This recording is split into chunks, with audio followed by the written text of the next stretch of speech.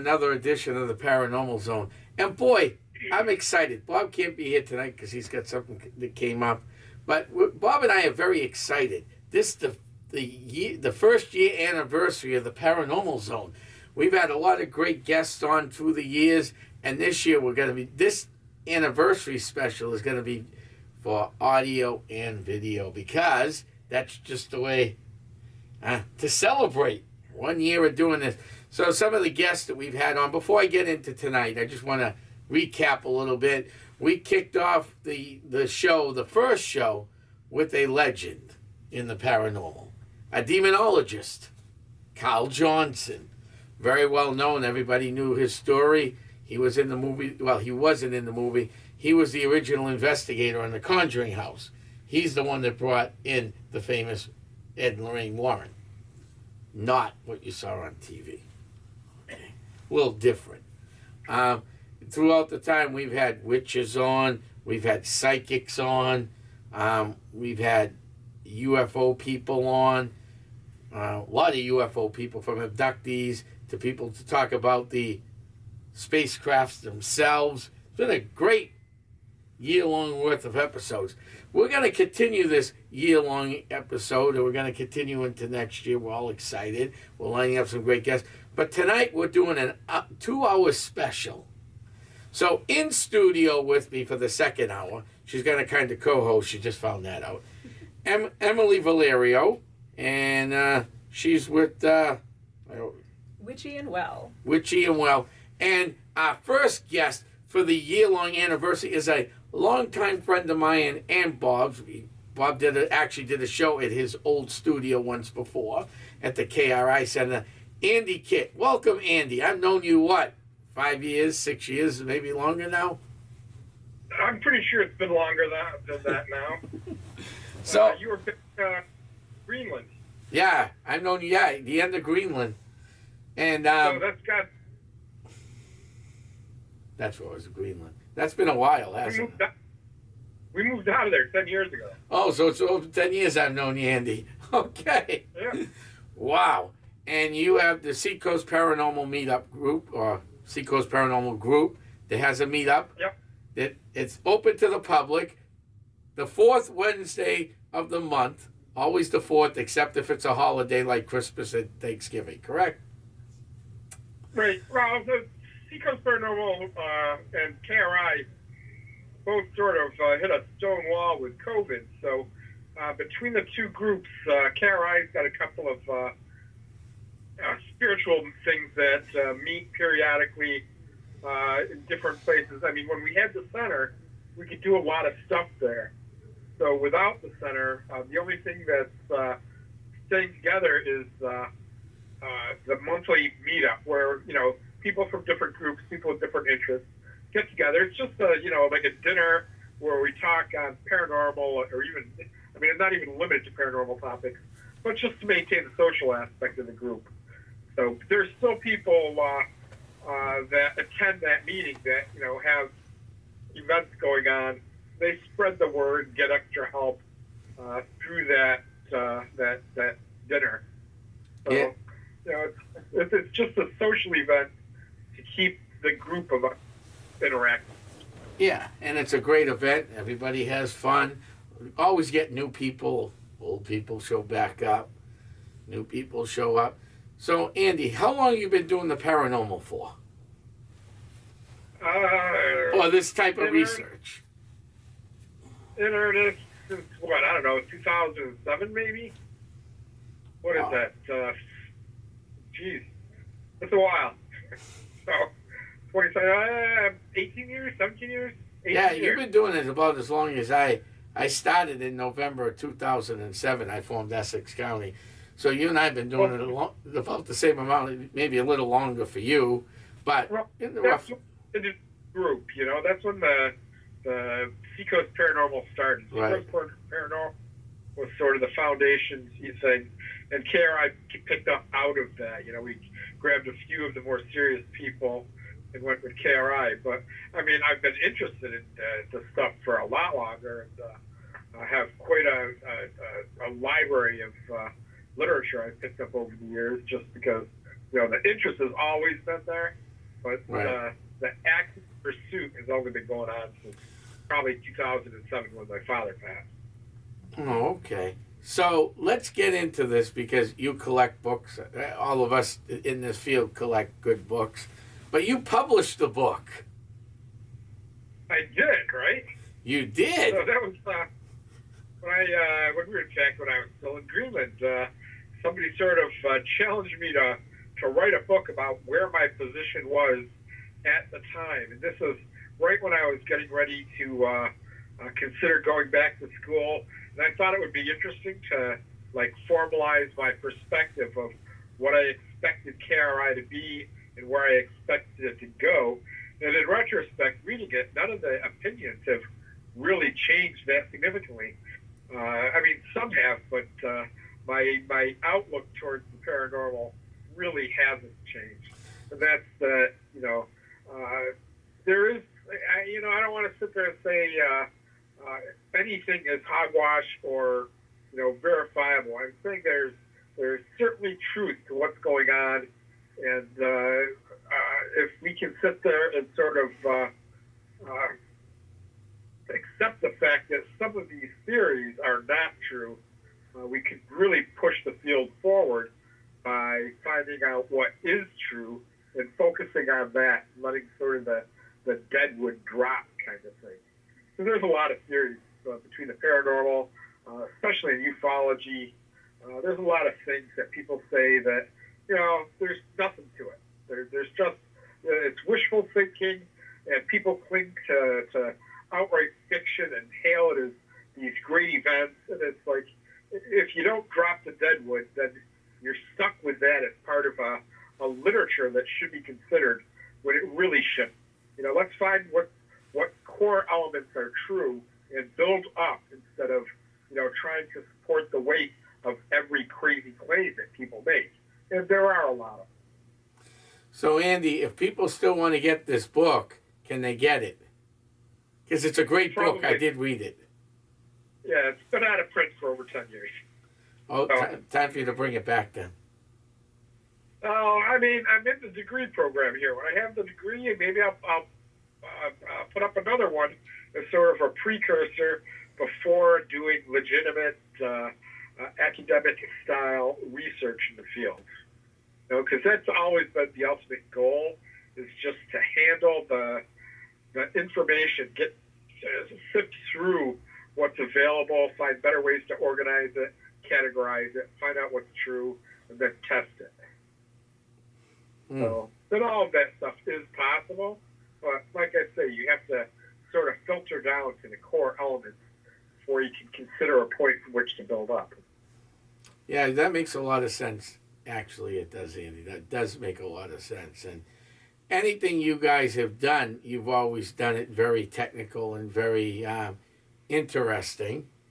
Well, we like to know that the information, when we're ghost hunting, we like to know that the information we're collecting as a team will stand on its own, I mean, we've had a lot of weird, interesting things happen, but if we couldn't back it up, it's just hearsay.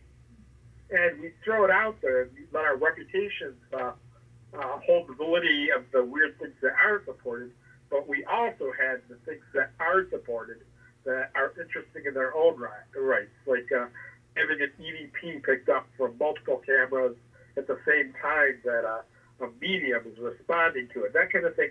I mean, we have that on record, and it's interesting in its own right because it suggests that the medium was actually interacting something because although we present couldn't hear her communicating with anybody, all we heard was basically heard at the end of the conversation.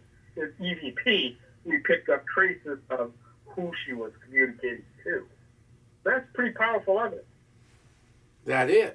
First is a non-physical entity there, and second, that she was able to contact it.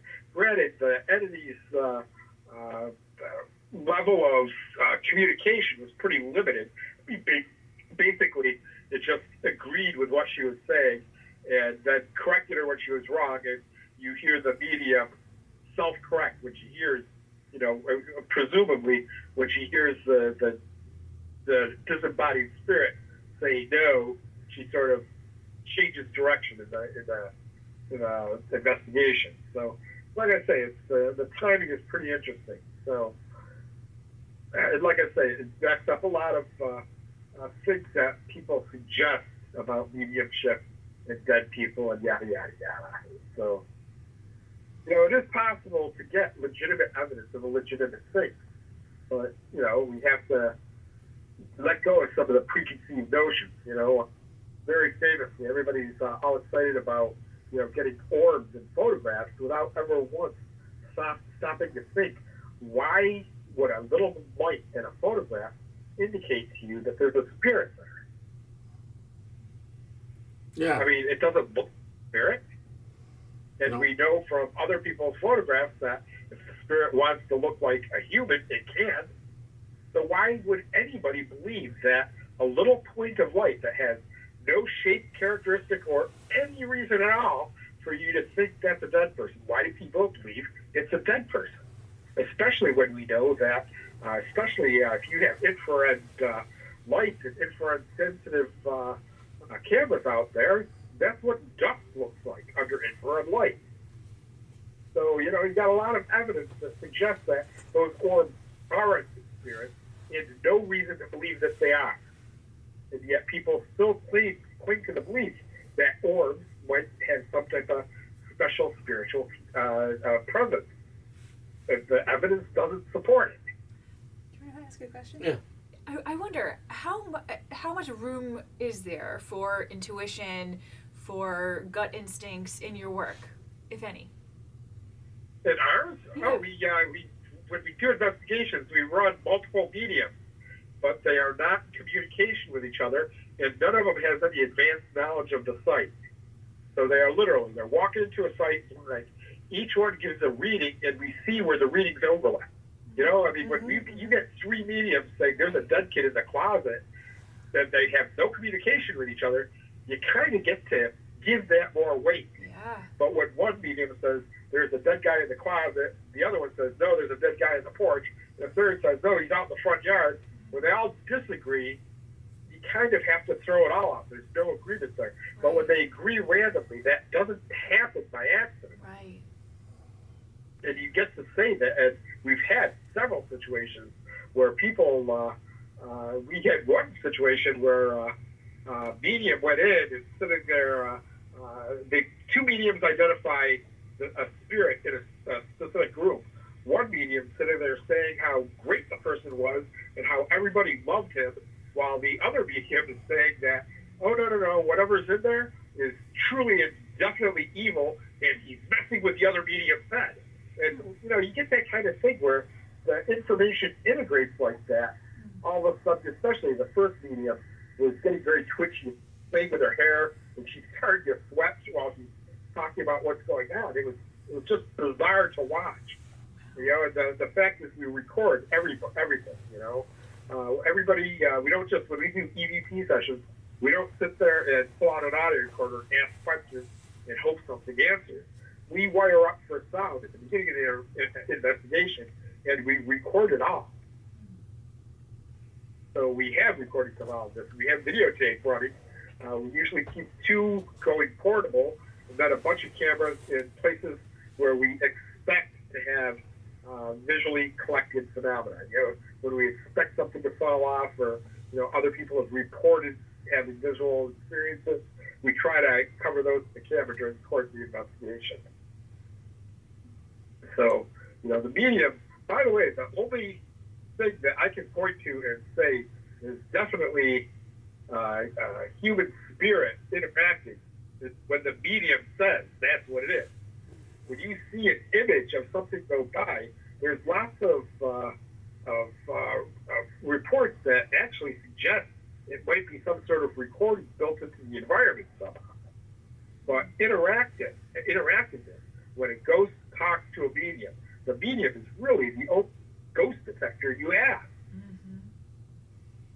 So the problem is making sure. I mean, there's a guy in Arizona. A few guys now. It's Gary Schwartz, and he has a protege, Julie Beischel.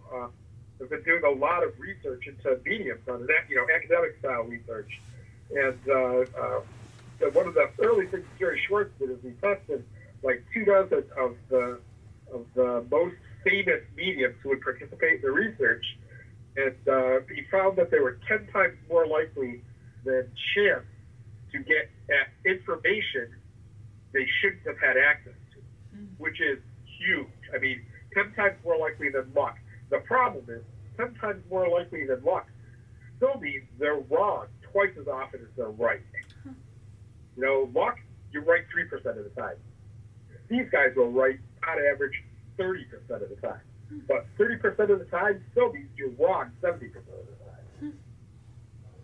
So now you have to find a way to get at what's true in the situation and filter out the parts that are wrong. And this can be done. Yeah, it seems like... You know, it sucks to be a medium and hear that, but yeah, the world's best medium, I think in the research, the best streak was one medium was right 80% in one reading. But on average, they're right 30% of the time. And these are the best in the world.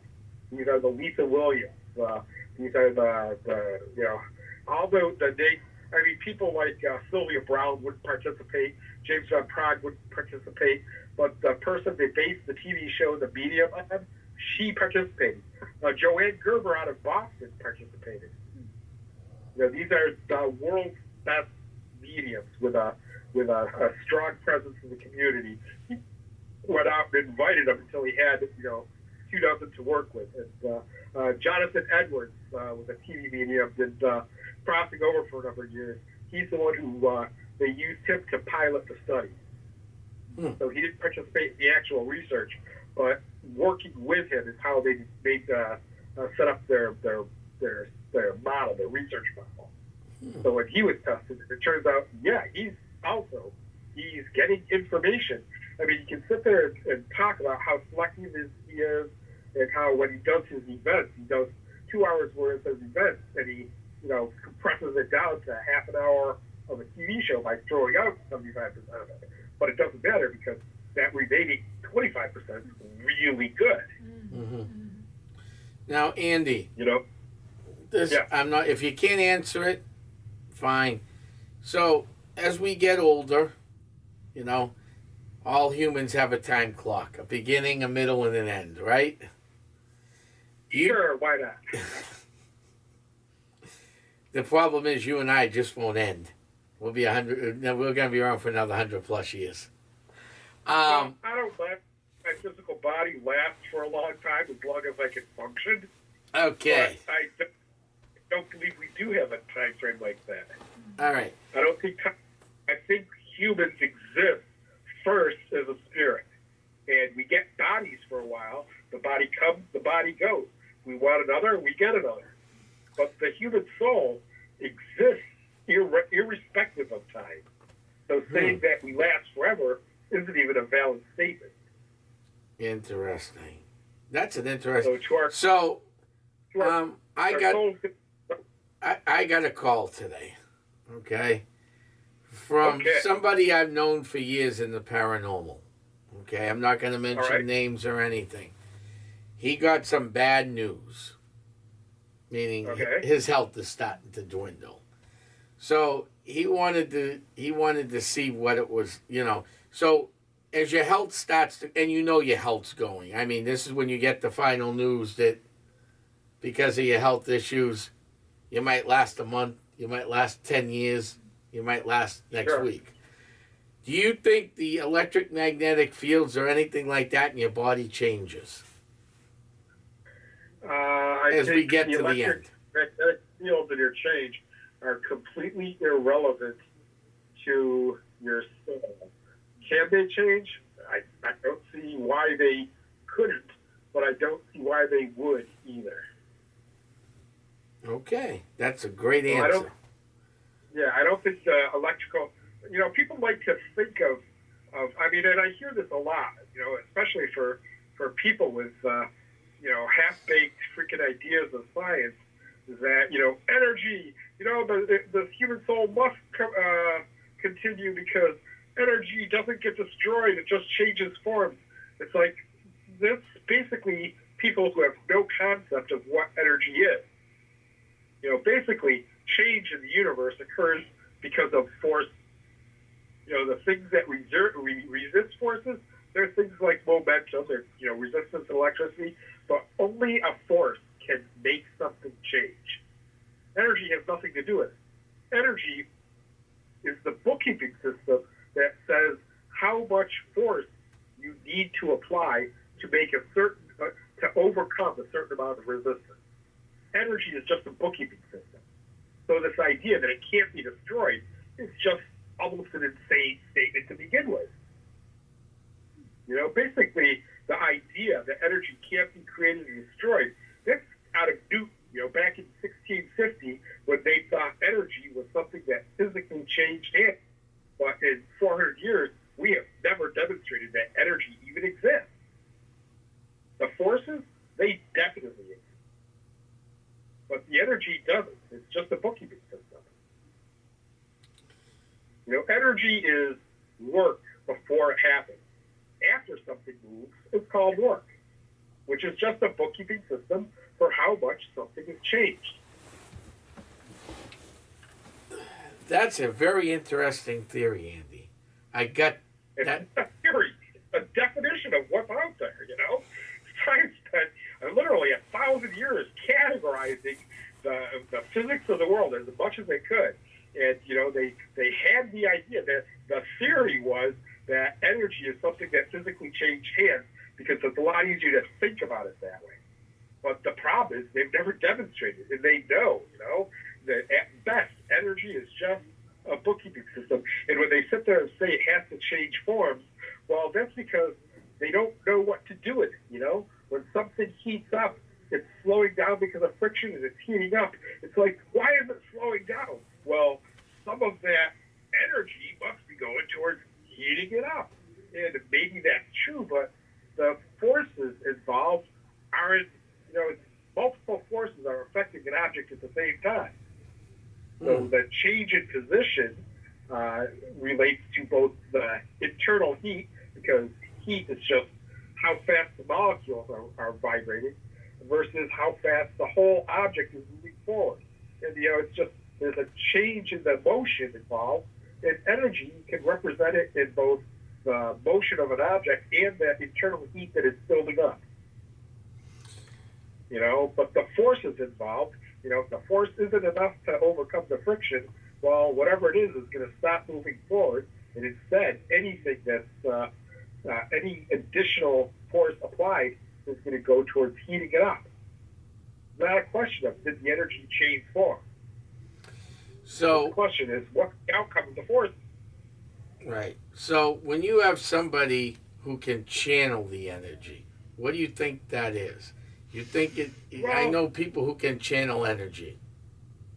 What you know is people who don't know what to call something, so they throw the label energy at it because they think it has meaning. This actually, first got involved in the paranormal. This was the most frustrating thing I encountered, is the borrowing of language. It's huge. They'll sit there and see something and they'll throw a tag on it. Like anytime any spiritualist talks, tries to even mention quantum anything, my ears close because they have no freaking clue. They have no clue what they're talking about. And energy is kind of the same thing. Everybody thinks they know what energy is. When you think of electrical energy, the first thing that goes through your head is the lightning bolt. Well, the energy is the change in the electrons as it moves. But what you see is its energy. Those are plasma effects. That's the atom moving faster. What you're seeing is a rapid heating of the air. It's not energy. You're not seeing the energy. So what are the psychics and people who are capable of channeling spirits? What are they channeling then? Not the energy, or are they channeling something else? Well, what do you mean when you sit there and talking about energy? What are you thinking that they're manipulating? Well, when you think of a channeler, they're going to channel the spirit. Now, most people believe spirit what does that mean? is energy. When you say spirit, what does that mean to you? An energy that comes into the room. That's what it means to me. What is so? The medium is sitting there, and there's an electric outlet. They're channeling the electrical outlet. No, As it comes into the medium's sitting in the room, and all of a sudden you can feel a presence come in, a presence of something. Like a disembodied Yeah, consciousness. So the presence is energy. The presence is the presence, whatever that is. And then So that's what the some type medium of- would channel. Okay. Yes, it has nothing to do with energy. It has to do with it's manipulation of information, actually, which is a really interesting problem that science would have to overcome in terms of spiritualism. You know, the bottom line is science has a lot to say about information exchange and, you know, what it takes to move information around the universe and what the speed limits are, and yada, yada, yada. Science really has in-depth knowledge of how information transfers. The problem is there is no physical aspect to a spirit that we are aware of that allows for them to exchange information. The other problem is we know they still do it, you know? So, you know, calling it energy, that's not really what it is. There is some force involved and something is exchanging. But we really don't know how to define that yet. That's fully worthy of investigation. In fact, my God, I honestly, I think I would dabble in that just to see where it leads, you know? But experimentally, there has to be some type of force engaged. And, you know, back in the day when William Crookes was, he's a former head of the British Royal Society for Scientists back in like 1880 or whatever, he investigated mediums for at least 5 years, and he proposed the notion that there is in fact some type of an additional force, and he labeled it the psychic force. That in order for these changes, in order for this information to change hands, there has to be a force involved. So how do we measure that force? Well, we don't know any way to pick it up except through a medium. Andy, what do you think about the idea of consciousness as being the thing that we pursue to describe what a lot of us are calling energy? Well, like I say, the tough part is including the word energy. Consciousness, to me, is, I mean, as a psychologist, and you didn't say this at the beginning, but I have a master's degree in psychology. I'm currently working on a PhD in psychophysics. So, you know, I have a different level of information than the average person. So consciousness is another one of those hugely problematic things in psychology, whether it even exists. And there's a lot of skeptics who will tell you that we really are just little machines that are engaging in programming. And in fact, the things we think are internal decisions we make, are just actually biological responses to the environment. And we sort of apply meaning to them, even though the meaning's not really there. So, you know, I mean, it's like we rationalize everything we do. Even though our behaviors are determined by circumstance, we still try to rationalize our responses to the environment. That's a real theory of consciousness out there. So, personally, I just the idea, and I believe the research into reincarnation is pretty powerful. If reincarnation is true, then it really, really does suggest there is some aspect to humanity that doesn't require a physical presence. And consciousness could easily be connected to that. Well, it's interesting to think about. To me, reincarnation, the evidence for reincarnation suggests consciousness is something non-physical.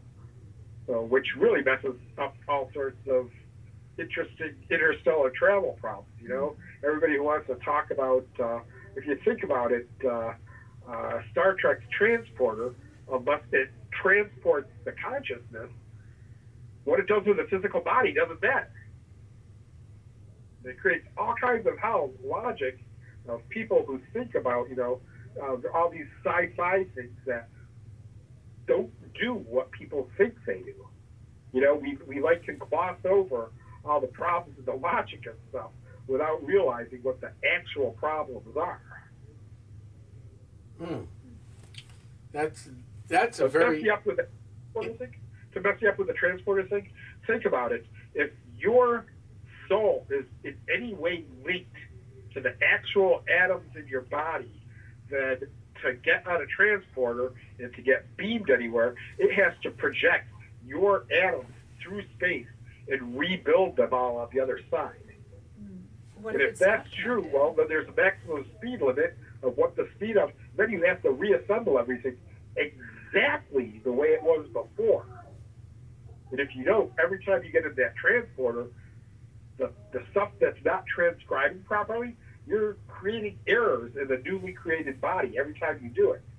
And oh, by the way, there's no reason you can't just rebuild the body using the chemicals on the other end. If the transporter is not a physical aspect, but then you're literally killing the old you and making a new you every time you use a transporter. There's all kinds of logical problems like that and this is really common in science fiction and spirituality because they're linked logically a lot deeper than you think they are. Yeah. You know, we all crave this sense of wonder that we get to make it up, and we know it's made up with science fiction. But we create the same illusions, especially in ufology, the things that they say in the UFO community are almost insane. You know? And I mean, one of the problems with having the center is that I'm interacting with people who are saying some really crazy stuff. And I have to maintain this, that they're not crazy. I mean, I can't sit there and say, yeah, they're crazy. Come pay $20 to see them talk. It doesn't work that way. My God, if I tell some of these people they're crazy, they won't come at all. But at the same time, we have had people who were just so full of it that I couldn't, in good conscience, let them speak in the center. So, one guy... So, Andy, in the UFO field, let's go into UFOs now, then we'll go back and forth to things.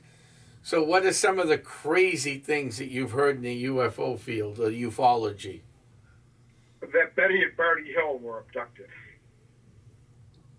We have a whole model of abduction phenomena that is almost certainly not true. And this is proven by research. You know, they sat there and took the Betty and Barney Hill model, this idea of the grays and all of the patterns of behavior that were attended.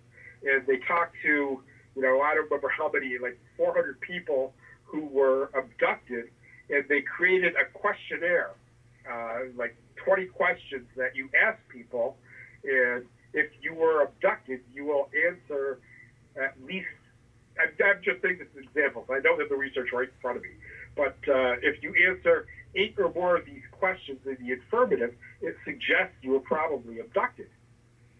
And I mean, some of the things are pretty damn weird. Like, you know, one of the questions is, have you ever woken up in a different state from where you went to sleep? Have you ever woken up in somebody else's clothes? You know, and do you believe you were abducted? And there's all these questions that, you know, if when you read them, you understand immediately that, oh yeah, these are all about abduction. You only have to answer 8 of them right.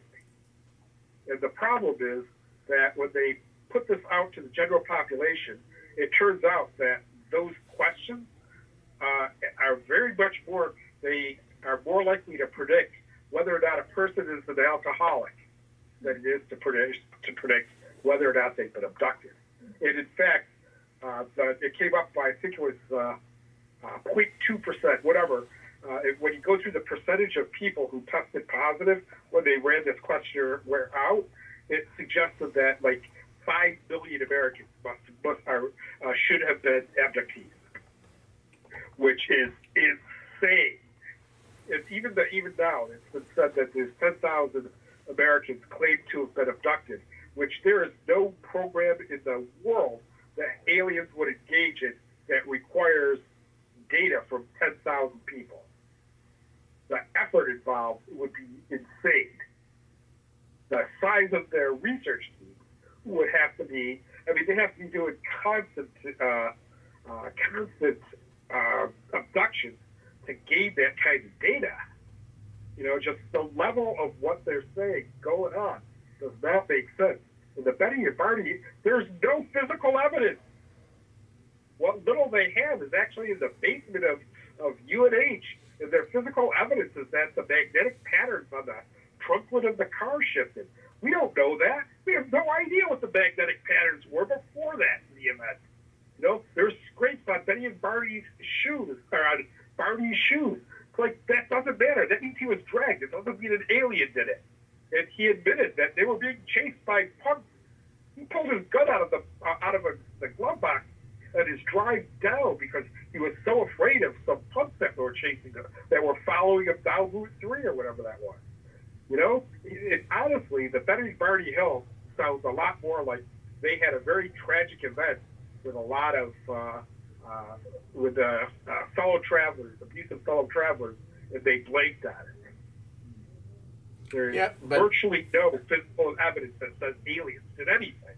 But didn't he go on to hypnosis? Yes, and hypnosis, absolute garbage. With a very bad. Was it Bud Hopkins that did Betty and Barney Hill? Yeah, I believe it was. My mind serves me right on that one. First off, there was a big runaround based on who's getting to publish the story. There was also a newspaper out of Boston. And a lot of things got rushed with Betty and Barney Hill that shouldn't have been. And bear in mind, they did not believe anything happened for, over a year. So, like I said, their interest in the community, they believed they saw a UFO during the trip, briefly over Indian Head, which was nowhere near where they got abducted. So, like I say, there's much better. If you want real, legitimate, this was almost certainly a UFO abduction, that's Travis Walton. Now look at that model and see how often that happens. I mean, Travis Walton, everything suggests that guy was taken off planet for a week. Yeah, for our guests listening across the world, let's briefly discuss what the Travis Walton case was, because some people may never even heard of that one. So, Andy, why don't you briefly discuss Travis Walton? A bunch of friends were working, doing cleared underbrush in State Park. So, I might have these are the core elements. Yeah. So anyhow, on their way home from one of these events, they see a UFO in a clearing. And Travis, being I got to touch it to see if it's real, gets out of the back of the truck and walks up to it. Everybody else is scared crapless, stays in the truck. He walks up to this thing, and I don't know if he tried touching it or whatever, but bam, he gets zapped. His body gets thrown 30 feet across a field. Everybody in the truck just runs. They top of the truck, they take off. They left Travis behind. And when they finally got the balls to go back, they found the site, but there's no Travis. And now they had to explain to the police what happened to Travis. And needless to say, the police did not believe the UFO story. They basically accused everybody of lying and of murdering Travis and burying him in the woods somewhere. And like I say, they all held their story. And back in the 70s, police questioning wasn't quite as as diplomatic as it is nowadays. Right. They have ways of getting information out of you, and everybody held to the story. And then sometime later, I don't remember if it was 1 week or 2 weeks later, Travis Walton suddenly appears in the middle of the night, the pouring rain, close to 0-degree temperatures, in his underwear outside a bar. And nobody has any explanation of how he moved those 20 miles, where he was for those 1 to 2 weeks, or just everything. He disappeared. And between his direct memories and his the hypnotized memories, you can't really put too much faith in that, depending on who did the hypnosis. but the direct memories of, the basic events and everybody else, everybody saw him interact with his UFO. So that even in retrospect, I've talked to Travis Walton more than once, and one of the things he said is that his honest belief in retrospect, after looking back on this 30 years ago, he thought that his contact when he touched the UFO injured him, and the UFO didn't abduct him as much as it tried to correct their error and heal them because they felt responsible for having injured him. And that's Travis Walton's final take on this thing the last time I talked to him. Granted, I haven't talked to him in about 7 years, but I mean, I've talked to him more than once. Whenever he was at Exit UFO, he's been at the center more than once. And, I talked to the guy, So, he and my brother are both big Harley riders. So, he's going to have a conversation with the guy. So, okay, so what would create this technology that we see in the UFO world today, the ships? What's out there to create that, you think? Just so you know, back in the 70s, I can't remember his first name, but a guy named Hall actually looked at, there are problems with his research. He rejects a lot of UFO reports that don't follow his narrative. But the things he looked at, first, there might be more than one propulsion system involved. There might be separate interstellar versus local propulsion systems on any given craft. We don't know for sure that these craft are actually interstellar. For all we know, there are hidden cultures in the United States of other species, or not even necessarily other species. Bear in mind, a lot of the early UFO reports weren't so much alien spacecraft as they were objects that were 20 or 30 years ahead of their time. Back in the 1890s, the big airship scare, out in the Midwest, airships existed 20 years later. The 1920s, when there's only like 50 airplanes, biplanes in all the United States. A lot of the UFOs that we're seeing were biplanes. Like, they're just a decade out.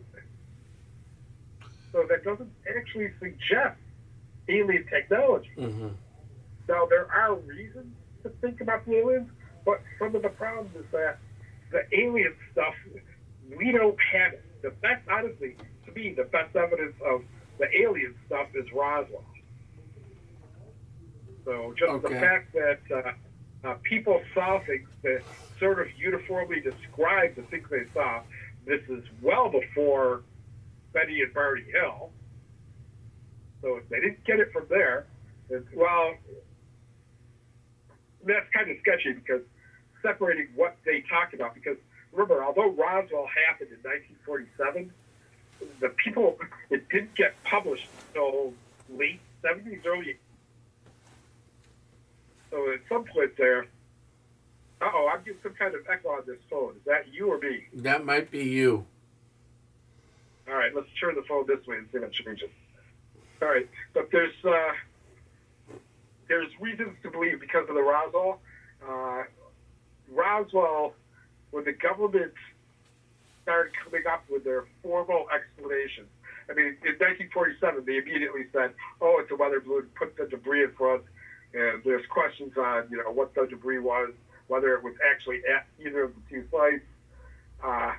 But in the 90s, the first government report said it was Project Mogul.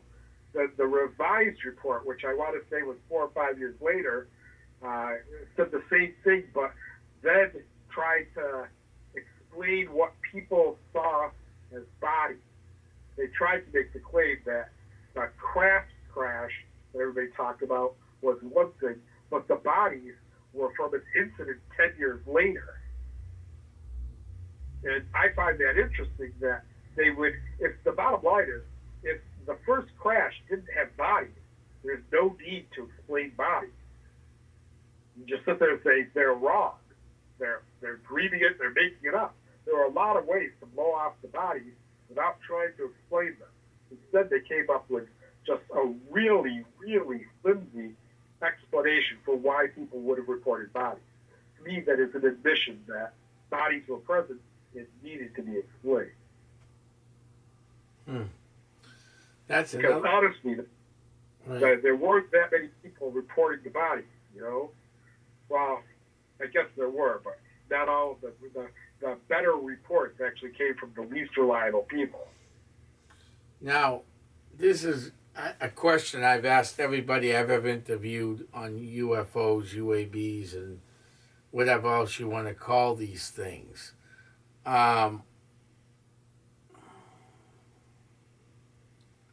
We'll have to get back to that question. That just flew right out of my brain. I've never had that happen before. But, that's what happens when you have on a great guest like this and we're trying to process all this great information we're getting tonight to get it out there to the world. And this is what happens. Oh, I know what it was. I know exactly what it was. So, we talk about abductions, and some people who have been abducted swear up and down that they've had tests done on them. Some of the tests aren't so pleasant. Some of them are, just like anything else. I'm not going to mention any names, okay, at all. But I've heard about people, women in particular, who've been abducted, come back, found out they're pregnant, and there's no way conceivably they could be pregnant living their normal life. And then they lose the baby, or they lose the fetus, and then later seen as hybrid alien humans. Do you believe in that theory at all? Not even a little. Okay. The problem is, number one, first, we know for sure there is such a thing as hysterical pregnancy, where women show all the symptoms, even right down to the hormonal symptoms of being pregnant. But they're not. You go to do a sonogram, and there's nothing there. And this, by the way, would only be applicable to women who've had sonograms. If you sit there and you do a urine test, a self-test, and it says you're pregnant, it's like, oh, wow, I'm pregnant, and you don't go to the doctor, well, you got nothing. And if you do go to the doctor, that doctor has to actually be looking for a hysterical pregnancy, because until you're a certain distance along, the sonogram is irrelevant. So the number of cases where that's true needs to be established. Because honestly, in most of these cases, you don't actually have. How many times have you actually seen a doctor's report saying that this girl was pregnant on such and such a date with a sonogram, and then later that the baby's gone? You need those actual medical. Then you need to talk to the doctor. Otherwise, it's just hearsay. That's a very interesting take, Andy. Do you have a different take, Tom? I'm curious. So, Actually, she just asked me if I had a different take. I actually have a different take. Yeah, what's your take? I actually believe it can happen. I've interviewed women that it's happened to, either on this show or personally. They haven't been pregnant. I'm saying that that's a pretty far-fetched thing to say without evidence. It's interesting, right? You mentioned earlier the sort of ways that science fiction and spirituality overlap, right? The idea of Mary and the virgin birth. It's interesting, right? We have these kind of narratives, we have these stories that persist, that pop up in different contexts. I mean, is there a little kernel of truth in it all? I don't know. It's hard for us to say no. Well, there's also the problem of the whole idea that they're doing it, creating hybrids. So, I mean, this was actually supposedly the source of the movie Planet of the Apes is that there's stories that the Russians tried it and failed, and that the U.S. actually succeeded in trying to make a super soldier. They impregnated a human female with the shared DNA of a gorilla, trying to make super soldiers. Now, the problem is, if you take something with the power, the physical power of a gorilla, and give it the intelligence of a human, it's not human. It's not a gorilla. What you've done is created a species that can end your existence. You don't create the animal that's going to end your evolutionary line. It doesn't make sense. There is absolutely no reason. Remember, if an alien is trying to hybridize so they can live on Earth, it's not the alien that gets to live on Earth. It's the hybrid. The alien still can't do it. That's The correct. hybrid doesn't have the original body. So It only affects. So there's no rational reason for creating these hybrids. So you don't think there are any hybrids on the planet with us today? Any hybrid, first off, if anybody's going to make a hybrid, it's going to be the government, the world government. And I think they're really poor planning if they do. But I do think that everybody talks about this dark government, this underground government thing. And I honestly, I think they're not stupid. They just don't show you what they're doing and why they're doing it. Some of the things they're doing, it's not stuff I want done. But at the same time, like the whole AI thing, like AI, whoever gets that first. The U.S. has to get after first, or the U.S. will be ended. The moment AI, gets to the level of quantum computing, there is no such thing as cryptography anymore. So every American secret just gets laid bare by whoever comes up with good AI and quantum computing at the same time. So we have to get it first, or the United States is gone. Do we think AI is that hybrid you were talking about? Is dealing with it. Whatever hidden government we have is very aware of that problem and is taking steps to make sure we get it first. Do you think AI is that hybrid that you were talking about? No. That capacity to exist the idea within of hybrid a is a non-biological biological form? combination of DNA. And there's no reason for it. There's no benefit to it. All you're doing, if you create something better than you, you're creating what's going to replace you at the evolutionary ladder. It's like, X-Men, it's like, we are the superior being, and they're going to want to take over. Because if they're better, there's no reason for them not to.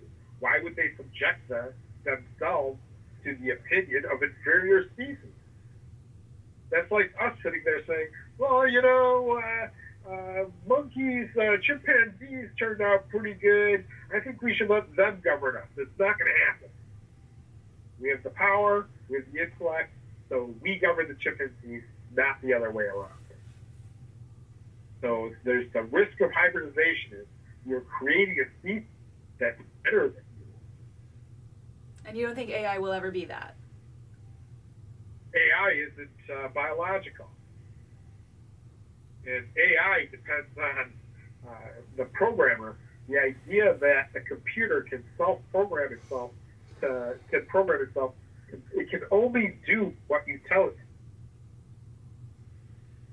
The danger is the things you can tell it to do, if you don't really, really, really understand the process, you can make really, really bad things happen. Because AI combined with quantum computing is an entire, it's not even orders of magnitude. It's orders of magnitude faster than a regular computer. Bear in mind, right now, the current bank encryption levels would take, they say it would take longer than the universe has existed to break the crypto code. The cryptography involved in online banking. So what is that? trillion years or whatever, billions of years, 13 billion years, however long ago that's how long it takes to break single cryptograph bank entry. And quantum computing says make those same calculations in a matter of less than an hour. It's that much difference between billions of years to hundreds of seconds. Mm-hmm. So Exact hour. with the right, with the technology we have today, okay. Now, Bob made a good point on this a few times. We've had UFO people on the show. As we know, I'm the oldest person here at 84 years old. So I remember back in the day when the first telephone came out. And I remember a lot of things. We were settled in the 1600s around here. Technology moved slow.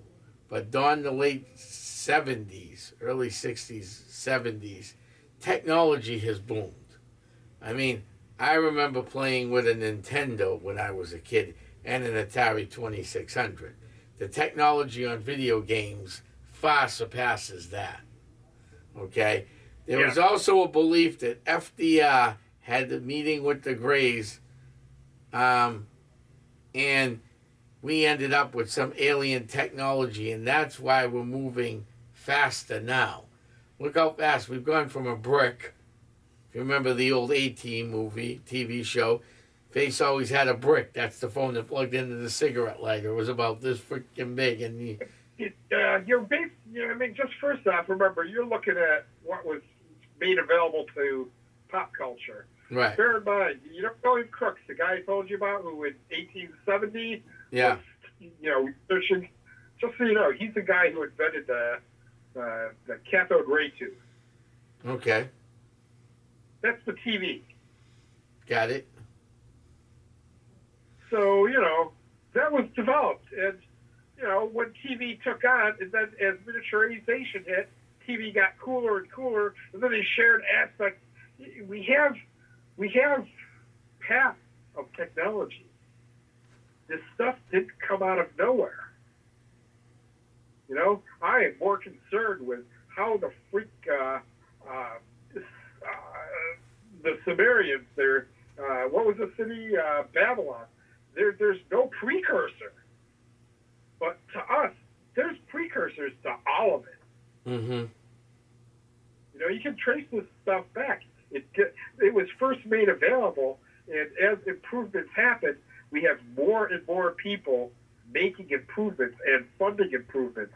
The whole space race started with a guy in the New Mexican desert, where Area 51 is now. There's a guy who was sitting there inventing liquid fuel rockets in the 1920s. The U.S. wouldn't fund him. So he went to Germany because Germany was willing to fund him. Mm-hmm. So Goddard, he's built the first liquid fuel rockets, and the first ones used for real were aimed at London because the Germans were willing to pay for the tech. So do you believe, Andy, that FDR actually had a sit down with aliens of an alien culture? Not even. No? No, okay. Not even. FDR would be no. I would consider Truman, and I would believe Eisenhower. Why is that? I'm just curious. Because nothing really happened in ufology when FDR was alive. So maybe, okay. Scratch that. That was my mistake. It was an Eisenhower then. Technologically speaking, we were in the toilet in World War II. When we started World War II, we had freaking biplanes in the air. We had no aircraft carriers, or what was it, 3 aircraft carriers, because one guy was saying, the Japanese have them, we might want to get them too. Our military, before World War II, we were the 10th largest in the world. The 10th largest in the world. So, we did a lot of crap. Our tanks in World War II, we didn't succeed against the Germans because our tanks were great. We succeeded because we kept hitting German tanks. Our guns couldn't penetrate them. So instead, what we did is we had 5 tanks shelling one German Tiger, and we're just hitting it with so many freaking rounds that they abandoned ship. More German Tiger tanks were destroyed by crews abandoning the Tiger than by getting penetrated by American shell. The bottom line is you can't take it. It makes a big boom when you throw a couple pounds of steel at the outside of a Tiger. Doesn't matter if it gets penetrated. You can't function in there. So they abandoned ship. Some got penetrated, but that's because the Firefly was heavy modification to the Sherman tank. The Sherman tanks were helpless, except for that one model where they put a really big gun on top of a Sherman. I mean, our tech was dirt. I believe the Germans had more access to alien tech than we did, and I don't believe the Germans did. That's because everything the Germans did can be traced back. Even nuclear weapons. We got nuclear weapons first? No, we didn't. The Germans had it first. And the scientists who developed it, enough of them were Jews where they got the hell out and went to England. And it really didn't help. Hitler said, no, let's build bigger equipment, and that we'll worry about the bombs later. So he didn't prioritize the nuclear thing. The British did, though. We didn't. The British designed the first nuclear weapon. And they were worried they were getting overrun by Germany, so they gave that tech to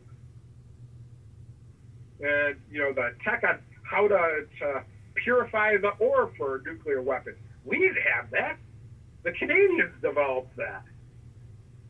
So everything about nuclear weapons, all we did was put it together from other people's plans, then test it. And it still took us 4 years. All right, Andy. Our science didn't develop until the early 50s. Once all those German scientists came to the U.S. after World War II, that was the single biggest change in American technology.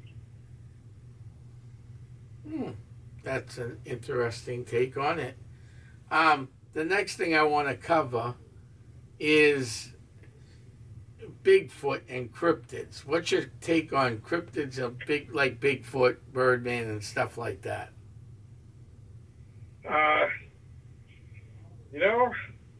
People report them. And they deserve better investigation than they are getting. The problem is, it takes money. So the people, all the amateurs out there are a lot of things that can be done that's much less amateurish. And I mean, some of them are doing really interesting things and coming up with interesting results. Now they just have to do the same thing on a larger scale and get more results. The biggest problem with cryptids is we're not catching any. We're not killing any. It's hard to say there's such a thing as Bigfoot when after 100 years of trying to find a body, we haven't. I mean, I can understand something that, it's possible something with an extremely long lifespan can exist. I mean, Loch Ness, I don't know if I buy that one, but, there's been enough reports where, without actually looking at the evidence and without actually trying to collect evidence yourself and seeing what the limits are, without actually doing that, it's hard to forge judgment. To me, they're all very curious, and they raise their own questions that are interesting. Just the idea that, for 500 years, they used to report sea serpents, out in the Atlantic. And everybody thinks of the Loch Ness Monster type of creature. That's not what a sea serpent is. No. A sea serpent is a large snake. Other sea monsters also existed, Kraken-style monsters, that honestly, the size of the ships, the Nina, the Pinta, and Santa Maria, any one of them could have been taken down by a giant squid. Giant squid get bigger than any of those three ships. And what's interesting about the sea stuff, it's been seen, I mean, all along the East Coast. I mean, Maine, New Hampshire, West Portsmouth Coast. Harbor in the 1890s, early 1900s, Rockport, Yep. right down to South Carolina and Florida. Nope. We see physical evidence. We have bodies of giant squid, and it's funny that there's still zoologists out there saying, "Oh, that's not real." It is real. We've had the bodies, and they've dissected them. You know, there's several giant squid identifiably named Architeuthis, and then there might be one that's bigger because we have evidence from things they fought with that left scars. So if it's not a giant squid or a super giant squid, well, it's something was big enough to attack a sperm whale and leave marks on it as if it was a super giant squid. Mm-hmm. So back. So we have. Oh, sorry, Andy. So the Continue. The question with things like Bigfoot is we say we have physical evidence, but all we really have is people arguing both sides, neither of which is informed as they think they are. So what we need to do is, again, go through the evidence we have, filter it down to see how valid it is. Because we've got so many people talking garbage that we need to get down to what's real. And every once in a while, it does happen.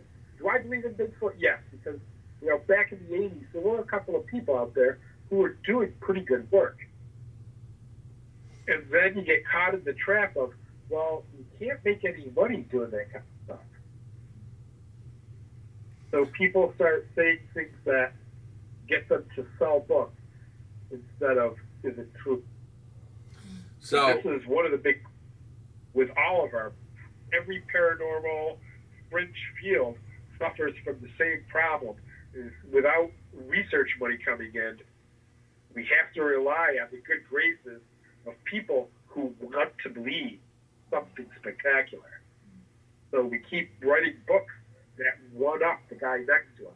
And we have to constantly get more inventive, say more bizarre things to catch the attention of the people with the book buying dollar.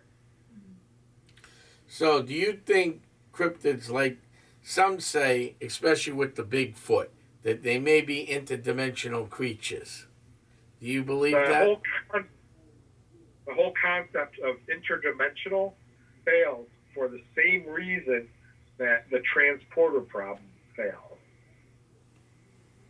What you're talking about is moving a body through space without there's no way of even conceiving of the thing without completely saying our concept of reality is wrong. All this multidimensional stuff is all science fiction.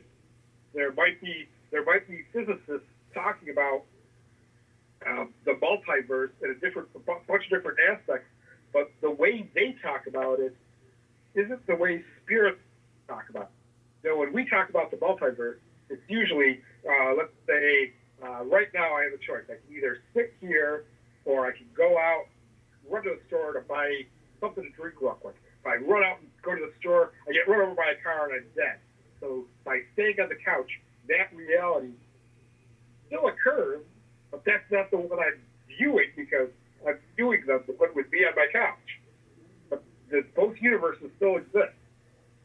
That means my decision to get off the couch and go to the store literally had to create an entire universe. The decision, there's no physics there. You're saying an entire universe got created by making a decision. Now think of all the halfway decisions. Let's say instead of going to one store and getting run over by a car, at the same moment, instead I said, well, I'll go to the convenience store and pay an extra 50 cents. And instead, there I get mugged. And something else happens. And it creates a whole new universe. All these universes, there's no physics that creates the universe that way. So the idea that all these universes exist means we have to throw away everything we know about physics. And just so you know, the laptop you use is really good evidence that the physics we have right now isn't bad. I will certainly agree there's a lot of things in physics that are wrong. But they're really, really good at what they got. You know, it's funny. I watch The Big Bang Theory, and I always make fun of Sheldon because out of everybody on the show, Leonard is trying to demonstrate the kind of things Sheldon says. And it was very successful. He's at least experimenting. But the real hero is actually Wallowitz because he's taking what we know and creating physical objects out of it. And that, more than anything else, the theory doesn't matter as long as the predictability of outcomes is reliable enough where Wallowitz can make something work. So I think it's funny because it's the practical aspects of physics that demonstrate physics. The theories and having theories interlocked doesn't really mean anything. And the funniest thing in the world to me is this: UFOs really are alien spacecraft. That is almost proof positive that the speed of light is not the fastest people can go. The whole idea of traveling the universe through a wormhole means you don't really understand what a wormhole is. You know, a wormhole means that you're compressing your body down into the size of a dot, a dimensionless dot, and then somehow re-expanding on the other side. The black hole requires a white hole, something they call a white hole, on the other side where you re-expand. Well, once you're compressed down into the size of a dot, there's no promise that you'll re-expand into anything other than just a smear. Everything has to reorganize naturally the way it was. And like I say, I can't say it doesn't happen. There's a lot about physics we don't know. But to think that somebody has gained control over wormholes enough to where they can choose where it goes, I'm crazy. That is a very interesting theory, Andy, and it's always fun talking to you. You have all these great knowledge, great theories, and I'm going to have you back on, but give out one more shout, because we're coming to the end of the first hour of the show, but we will have you back on soon, because this was a lot for people to take in tonight. A lot of great information. What? Well, hopefully within a year I'll have my degree and actually be doing some of this stuff.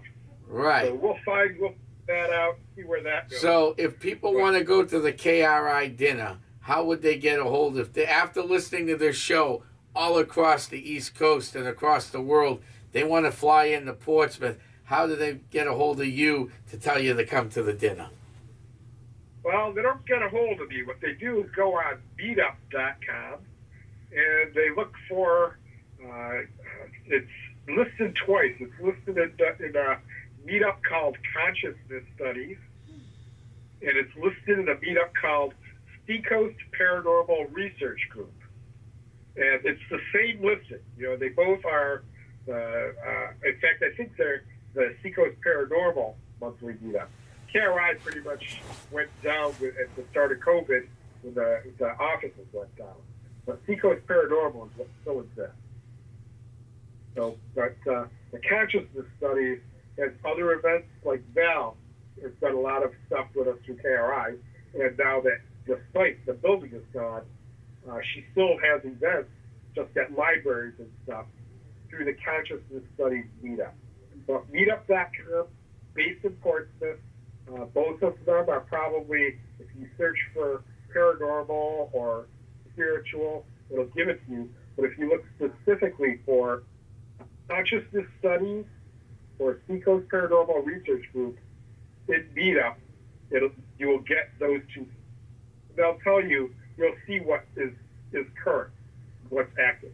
And, you know, as far as investigations and stuff, well, we select people, investigators, for the people who show up at the meeting, the people we already have acquaintanceships with. But as time goes on and there's more money available, the plan is to reestablish some type of center for spiritual research, more academic, fringe type of research. and we'll see if we can't get that happening in the next 5 years or so. But there's an order of operations. The first thing is I want a legitimate PhD. So I don't want a crackpot one from, St. Elmo Closet degree mill. So, I'm a adjunct professor at UNH. I'll sit there and work on finishing up a degree in psychophysics. Like I say, we're trying to, it's not enough to just do the work. To make the work believable also requires credentials. That it does. So, all right, Andy. Well, thank you very much for coming on tonight. We're glad you came on. This was a very exciting first half of this show. I was in awe, and I've known you for 20 years, and I was still in awe. Well, the problem is the points never change. It's just if you don't get reminded of them periodically, right. It's hard to. I don't want to pretend that I'm some kind of stone wall because I do and have changed my mind, changed my perspective periodically. Just not that much because nobody's really been able to overcome the problems I keep bringing up. That is true. So, as people think about it, honestly, if I have any goal from talking on your show right now, is to get people to think about the actual outcomes and why they believe what they believe. How much of it is I want to believe, and how much of it this is the only possible explanation. That is true. And if nothing else, I want people to open their mind not to more possibilities, but to limit the possibilities, because there's so much information in the fringe communities that, there's only one of them can be right. That is so true, Andy. So we need to start eliminating some of the stuff that we can reasonably conceive of as being wrong. So, all right. Well, it's been great talking to you as always, Tom. Yes. And, we'll see you at the end of the month. Hour. Yes. All right. Thank you, Andy. Yeah. Have a good day. Yeah. Bye-bye. Bye. All right. That was Andy Kitt from Seacoast Paranormal. That was a great beginning of a great first anniversary show, wasn't it? Absolutely. I mean, he's just intriguing just to talk to. Yeah. Strong convictions. Very strong convictions. Yes. Sometimes they overshow it at dinner. Sometimes he gets a little vocal. That's great. But we all learn. We all learn at that dinner. So we're gonna switch gears to something a little more different. See, we had Andy on tonight, the great professor, earlier on. We've done a lot of different things, and now we're gonna bring in Witches Wellness. Yeah. So explain to our listeners all across the great globe what you do at Witches Wellness, and what is Witches Wellness? Yeah, so my company is Witchy and Well, and I think it helps to give a little bit of context, like who I am. Yeah. So I was a high school English teacher as my first kind of gig out of school, and then I transitioned and went back to school for my PharmD, became a clinical pharmacist, and I spent most of my time as a pharmacist working in primary care. So I was a board-certified ambulatory care pharmacist. I'm a strange pharmacist who didn't work in a pharmacy. You worked at a hospital. Yeah, well, so actually I worked in a large community health center, Lowell Community Health Center, and then at Mass General Brigham, one of their primary care facilities right there, where the hospital is in Boston. And my work really was providers, the doctors, nurse practitioners, they would refer patients to me who were having difficulty managing diabetes or quitting smoking or losing weight, and I would have one-on-one visits with folks to help them, meet their health goals, meet their biomarkers, and prescribe medications for those indications, monitor them, counsel them, do some coaching. And so much of my work I loved. I love people.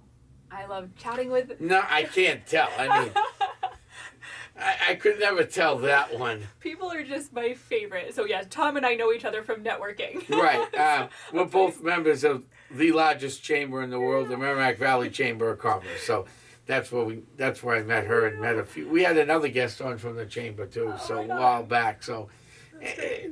And we do a talk every year down at the Small Lake Farms. It's a Yes. chamber event, so that's Which I always went a fun. to, and it was excellent. Yes. Yeah. So, back to you. So the people, I love the people, and my favorite parts of my visits with folks were just for getting to know who they are and what they wanted for their life, right? When we think about managing health, sometimes it can be really difficult to make changes in your life to affect the outcomes that you want unless you really know what it is that you want your health for.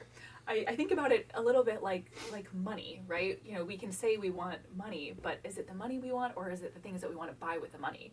And I think about health is the same kind Right. of thing, Most right? of the time you want money so you could go buy a Lamborghini or, Right. or that extra camp or the house in Yeah. the Falkland Islands or something. Yes. Exactly. And most of us, you know, maybe we want our health so we can be strong and play with our grandkids, or we want to, you know, be able to take that vacation and not be too tired to walk around, or right. Our health is it's a kind of a tool, right?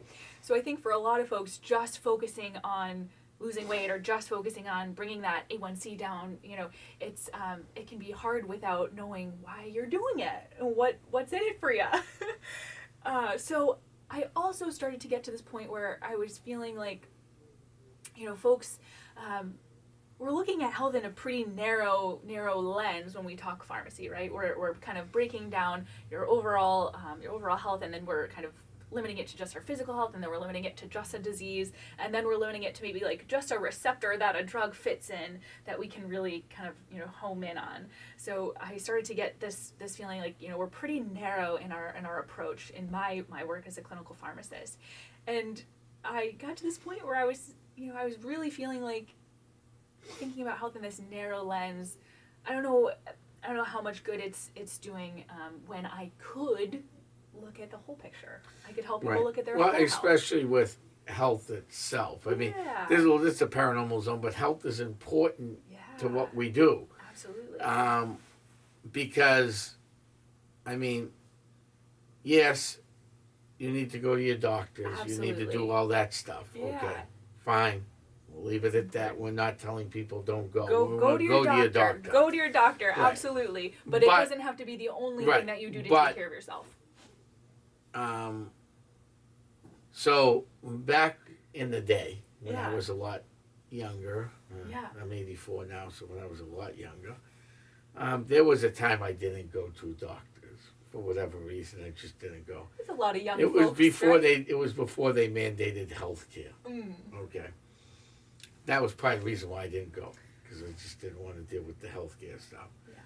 So, if something actually went wrong, I went to get acupuncture done. Oh, interesting. It worked. Interesting, yeah. Then they mandated health care, so I got the health care. I still didn't go to the doctors for a while. And then when things started, we're going all over the place. And we see this in the paranormal too. But this thing started just going wacky for me. I mean, I'm not overweight, I'm reasonable looking. And come to find out, and I'll put this out in the air because I tell people this all the time, so I don't even care. Yeah. I went to see a doctor. Doctor goes, "What are you doing today?" My typical day.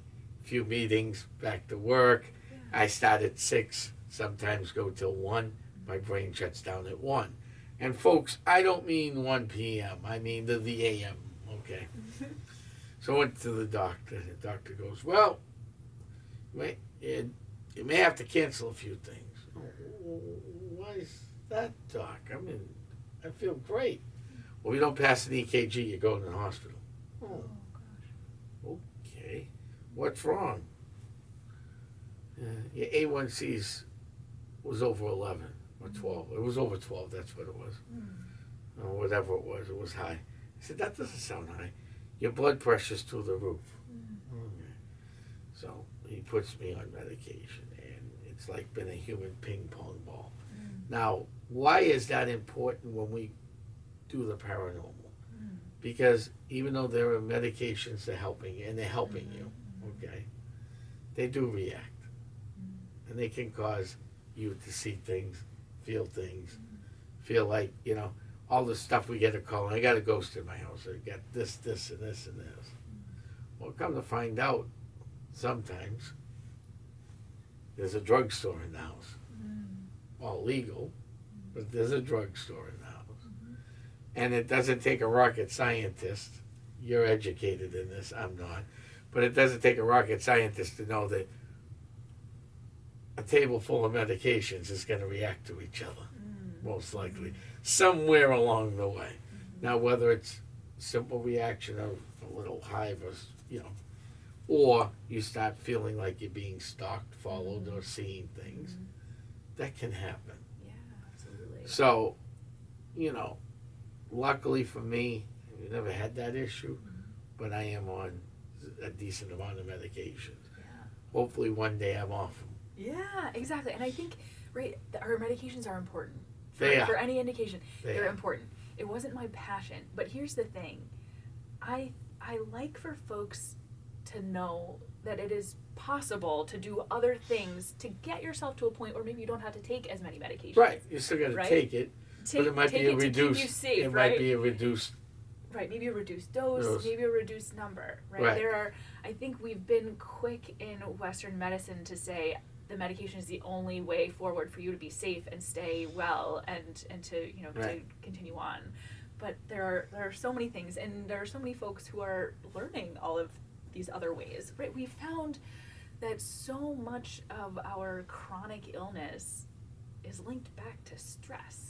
Right, environmental stress, psychological stress. Do I know anything about stress? Yeah, Let me think about like that one stress is the pandemic, right? Stress is a pandemic for us, I think. And so as we find ways to deal with our stress, we can have some relief of some of these chronic illnesses, or at least the symptoms of some of these chronic illnesses, right? Things like meditation, just breathing, right? We talk about diabetes. They found that just breathing can reduce your A1C by almost as much as metformin, a medication. Just breathing. Simple breathing. Simple breathing. And it's funny, when I was still working as a pharmacist, it's one of the things I started to do in every visit with folks. I would take 5 minutes and just teach people how to belly breathe, because it is so calming for the central nervous system. So good at helping us to, helps a lot of things. Helps a lot of things and that's what's important. Exactly. Yeah. And so, in my work as a pharmacist, I got to this point where I really wanted to look at health as a whole picture, right? It's good that we have people focusing on the physical, but I was passionate about thinking about how the physical, the mental, the emotional, and the spiritual all factor in to a person's well-being. And so that's where I really went all in on holistic health coaching. And the witchy bit, the witch is it's a home to contain the multitudes, I believe. And it's also in my lineage. My grandmother was a genealogist, and she traced our family back to sisters who were hanged as witches in Puritan Salem. So it was a little bit of a what were the name of those? I don't remember. I've been meaning to go look at her research. My aunt has it. So thank you for reminding me. Next time we chat, I'll have names. But yeah, so it's the sort of nod to her, a nod to my history. And I think the idea of the witch it's imbued with a sense of self-empowerment. It's imbued with a sense of, you have so many resources within your being to navigate the world, to feel your magic, let's say. Mm-hmm. And you know what? I like a challenge. So it was kind of all of these things that came together for me in embracing the identity of witch and in calling my company Witchy and Well. So if people need to get a hold of you, how would they do that? Yeah, so you can find my website, witchyandwell.com. That's WITCHY and spelled out AND, well, WELL.com. I'm also on Instagram and Facebook and LinkedIn. You can find me on all of the socials. And you have an office somewhere or no? So I work in Third Spaces, and I do my coaching remotely, but I do have an exciting program coming up. So mid-April, I'm starting a 6-week witchy weight loss container. So this is for young women who have been struggling to lose weight. Maybe they're taking one of the injectable medications, GLP-1 receptor agonist medications. Right now, the guidelines say that if you're taking one of these injectable weight loss medications, some of the names that you might have heard of, Wegovy, Ozempic, semaglutide is the generic form. Ozempic was actually originally made for Diabetes. Yep, absolutely. Yeah, and then there's tirzepatide, which is branded as Zepbound for weight loss, or Mounjaro for diabetes. So if you're taking one of these medications right now, the guidelines say if you respond well, that you take it indefinitely. Mm-hmm. So you take it for the remainder of your life. And the reason is that they found when people stop taking these medications, the weight comes back on, sometimes even more so. And so I like for folks to be aware, they can be a powerful part of a weight loss plan, but if you would rather not be on a medication indefinitely, or even if you are taking one and you're responding well, but you want an off-ramp down the road, right? Right now we don't have that off-ramp. Right. But if it's important to you, I think people should have agency, and I think it's possible to make a plan with your provider, and again, to work on the changes that are going to help you outside of medication to meet those goals, to get to a... Well, that makes a lot of sense. I mean, because when you look at the big picture of, what we go through, I mean, we talked UFOs earlier. Yeah. I mean, we talked Benny and Bonnie Hill. We talked the guy fire in the sky there, Travis Walton. Mm-hmm. Mm-hmm. Okay. We talked about people I knew that were abducted and actually impregnated. I actually interviewed people on the show. Yeah. The amount of stress. Oh gosh. The PTSD. Yes. Oh, absolutely. I actually had one woman Tom. come out and tell us on a radio show that I had done a couple weeks back that she used a word that we are on radio, we're all adults, but she actually used a word that she was penetrated by something in these ships. Yeah. So I mean, The trauma. Yeah, the trauma and that's stored in the body. Right, and that's something you deal with, is trauma too. Yeah.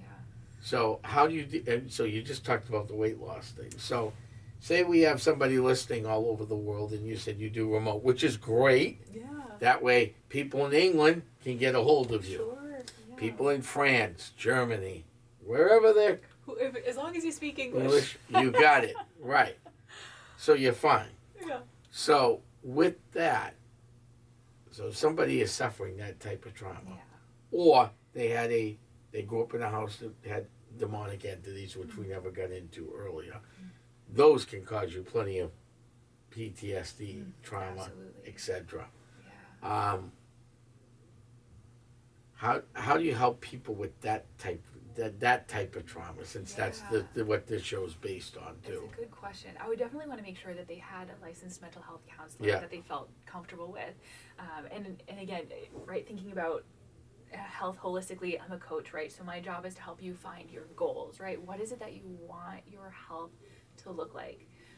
What is resonating? Yeah, make sure you're kind of there. Yeah. What is resonating with you?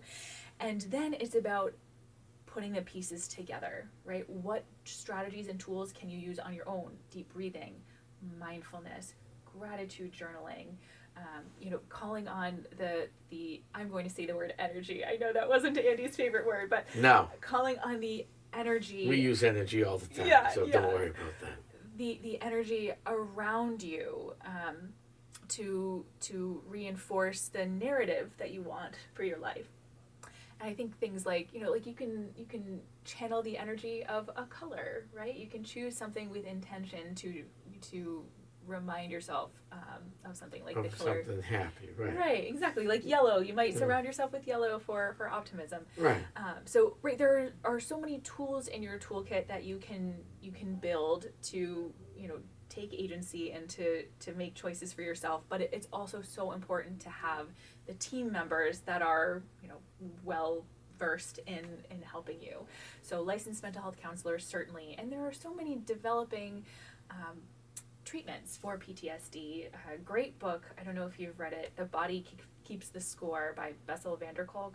I have not read that book, but I've heard about it. I've seen it. So, maybe in a library or something, because I'm always in libraries doing research. So I might have, it might have been on the like Mental Health Awareness Month or something. They put the books out front, and I might have seen it because I do remember seeing, at least recognizing the title. Absolutely. As soon as you open yourself up to be curious, to to allow yourself to entertain the idea that it is possible to heal, you can start finding your answers, right? Your team members, the books that will help. EMDR is a treatment for PTSD that's sort of new on the scene. So what's EMDR? Yeah, EMDR, eye movement desensitization. I forget what the R is, but it's based on the principle that we heal while we sleep in REM sleep. The motion of our eyes is sort of its own medicine for REM us. sleep. I don't think I ever hit REM sleep. Really? So, being a paranormal investigator, we help a lot of people who have, some of the stuff is sleep related too. I imagine. So, I've told this story to hundreds of people, so across the world, I don't care. So, the night we waked my father, I had an in-home sleep test. Yeah. So before we went back, the funeral home to do all the stuff in the morning, dropped that sleep test off at the, and then went, because I could get there early. We didn't have to be to the funeral until like 9, so we had, get there at 8, drop off. There's always people working, at the hospital. They go, be a couple weeks, maybe a month or so before Doc gets back to you. Okay, no problem. Went on with my day, put my father took care of all of that stuff. That Wednesday, that was on a Monday, that Wednesday. This is before Easter. I get a call. The doctor needs to see you on Friday. It's an emergency. Okay. I had nothing going on that Friday, happened to be, so that was a good thing. I didn't have to rearrange things. I said, that's fine, I can do it. Go in. So I got this computer screen up there. And my brain's all these pretty colors. I said, what's that? Oh, that's real pretty, I said. Hey, you got the worst sleep apnea I've ever seen. Oh, no. Oh, my goodness. Aw. Still have it. Still dealing with it. Yeah. The machines don't work at all. Gosh. At all. Oh. It is what it is. But so I never get into REM sleep either. And my brain, even though I try to stop by 1 a.m., my brain's going all night long. I'll wake up in the middle of the night. Not a problem whatsoever. After a case, you do the case, or I do one of my haunted tours. Not so much the library talks. Smollett Farms is different, where we do the chamber event, because Mike is also a client of mine. We've investigated that place, so I know everything, almost everything. You'll never know everything, because things do change in the spirit realm. Yeah. So, but I know most of what's going on over there. And Essex County's the only team that actually has access to the place. So we got a great working relationship with Mike, and always had a great working relationship with Mike. But after a case, I may wake up at nighttime and go, oh, I didn't think of that during the case. Like, I dreamt about the case. Yeah. So I found another clue that might lead us to.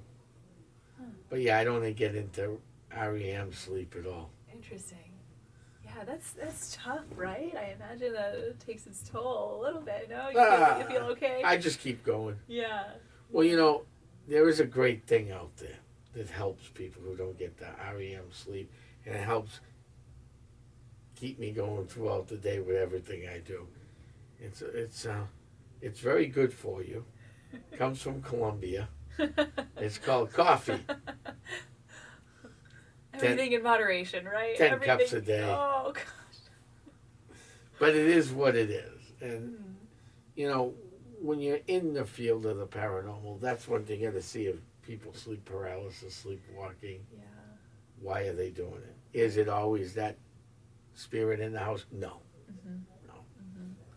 No. Is it always a demon in the house? If I had $1 for every time someone said they had a demon in their house, I would be pretty wealthy right about now. Yeah. Because 99.9999% of the time, it's not even close to a demon. So, it's always something. It's usually related to a lot of that stuff I noticed in the paranormal is related to stress, high stress levels. in people's lives, issues in people's lives. Everybody's got issues, from minor, and there's no such thing as a minor issue. Right. What's minor to you and I is probably major to them. Right. It's for the person to decide for Right, themselves. exactly. Yes. Just like with COVID, everybody shut down. Essex County didn't. I have friends that are elected officials, and no one could explain to me what an emergency consists of. So we all know emergencies. Okay, you fall down, break an arm, that's an emergency. You got to go get a paramedic or take a ride to the hospital if you can. If not, call an ambulance. Right. So that's a clear emergency. You get pneumonia, clear emergency. During COVID, you got COVID, you couldn't breathe. Plenty of friends that end up in the hospital. Clear emergency. But how about the 10-year-old kid or the 10-year-old granddaughter or grandson being thrown down a flight of stairs and there's nothing up there? Now, would you consider that an emergency? If it happened to you, that would be an emergency. And if you don't get on it right away, when the kid finally goes back to school, and no one knew when schools were going to reopen, he's got bumps and bruises on them, you know who's coming to your house. Okay? And that adds more stress to the family. When nothing was done, when it was, something out of this world that created that, not, the brother or someone throwing him down a flight of stairs. This was an unseen entity. So that's stress on people. If they can't control the stress, the entities grab even more. And that's what we deal with in the paranormal, the entity, the energies, unlike Andy. Yeah.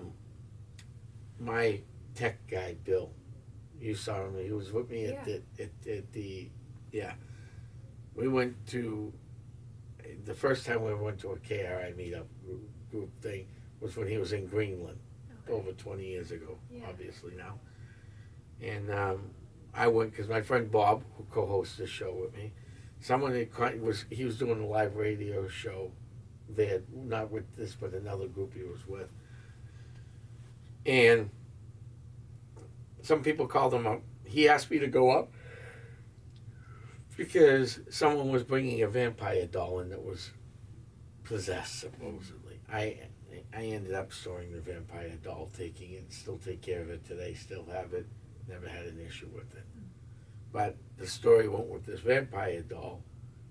The boyfriend and the girlfriend were living together, and when he would take off to work in the morning, the doll would either, whoever was left in the bed, whether she left first, it didn't really matter, but the doll would undress both of them. That was the claim. Yeah. There was energy on this doll. Yeah. It was one of those vampire dolls from the 80s. I always forget the name of the cartoon. It was a cartoon in the 80s with vampire dolls, or late 80s, early 90s. Okay. And they were very famous dolls to get it. Everybody wanted one. So I don't know how this thing ended up with some energy in it, but it did. So we took that out of the equation, and things have been better. Sometimes when we take haunted objects out of the equation, people's lives get better, which is a good thing. So what else could you do to say, let's take something severe that everybody at home, I've never had a case this severe, but you probably watched a movie. Now we know movies embellish everything because, MGM, like Andy said, there's no money to be made unless things get the jump scares. So let's take Amityville. Well, let's take, you ever seen Amityville? I'm not a big horror You know what I movie mean? fan. Okay. All right, let's take The Exorcist. You know what exorcisms are, Yeah. right? Let's take something like that. That's probably the most severe haunting you're going to have, okay? I have friends that do exorcisms. Yeah. Carl Johnson, the first guest, he's a demonologist. He works with a priest that does one, and I had that priest on too. So let's take an exorcism. We know that's gonna, one, drain you mentally, physically. Yeah. So, you know, instead of always going, you get the help from your counselor, your therapist, your psychologist. They're gonna put you on whatever, and it's gonna help you out. Then you can, could you do for them? Yeah, that's a really good question. So when thinking about energy, right? Yeah. So I've been really fascinated by some research going on in the field of mitochondria. So mitochondria are the organelles in our cells that convert food substrates in the presence of oxygen into ATP, which is kind of the universal energy molecule in our bodies. And so we have some say in how robustly our mitochondria function and how many mitochondria we have. And so, you know, when people tell you to be healthy, exercise, this is why. We found that after exercise, you actually increase the number of mitochondria you have. So you increase your energy generating capacity, your usable energy generating Right, capacity. because when I used to bike ride from here to the beach or here to the White Mountains, or when I used to work out, don't have time to do it, you leave the gym like more energy than you walked in with, so that makes sense to and me. it's like, it's a little investment up front, right? The physical expenditure of energy to do the bicycling or the running or the dancing or whatever it is, but then in the long term you have more energy as a result. And so I like talking about this because I think I don't think I'm the only one to have this problem where, you know, I was overweight. I was a good 60 pounds overweight, and part of my journey included starting to move. And when I did, it was like a fog in my brain lifted. And I attribute it to the fact that my brain just had more energy to work with. Like I felt like things were possible where they might not have been before. And I think that, you know, there are other ways that we can improve our sort of energetic health. I think if we think about the foods that we consume, right? That energy from that food becomes a part of us. So choosing foods that make you feel good, right? The way we feel is a good indicator, and not every food is going to be the right fit for every person. So it's okay to experiment, right? Yeah. It's okay to kind of test some things out. Some people like things that I call poisonous, but they're not really poisonous, but in my opinion, they are. Yeah, it's like guacamole and that stuff. Oh, you don't like guacamole? No. Oh, interesting. But I'll eat oranges, pears, apples, peaches, but guacamole. No guacamole. Interesting. And avocados.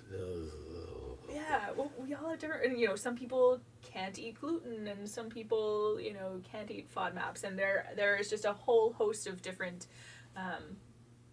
you know, different dietary needs. But I think the whole thing is you're allowed to investigate. You're allowed to treat yourself as a little bit of an experiment, you know, with the support of your team that you've decided to collaborate with for that purpose. But yeah, we're allowed to try things out. So certainly the foods that you're choosing play a role. You know, meditation, I've been talking about a couple of times. Just taking that time to do some deep breathing, to allow yourself to sit in quiet. I think right now a lot of us spend a lot of times on screens. You know, we're on our phones, we're watching TV, we're playing games, and that can be really fun. But it also doesn't give your brain that kind of quiet time to because process. you're constantly watching videos. Yeah. It doesn't, you know, it could be a video on planting a garden. It could be a video on this day in sports history, or this day in U.S. history, and they playing a video over, or, you know, the stress of the world right now, all the political stuff that's online. Absolutely, and that's more stress, right? Yeah.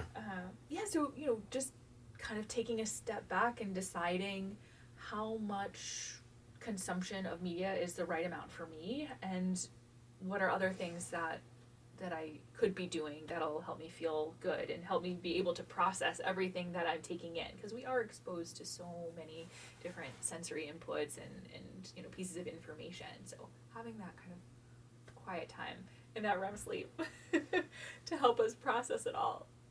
And you think that would help somebody who went through that type of traumatic of being scratched, thrown down the severe, or having something the energy pulled out of their body that was possessing them. Yeah, I think it's so much of it is going to be allowing yourself to try some things, allowing yourself to be curious. And if you're finding the answers you need with your team as it is, awesome.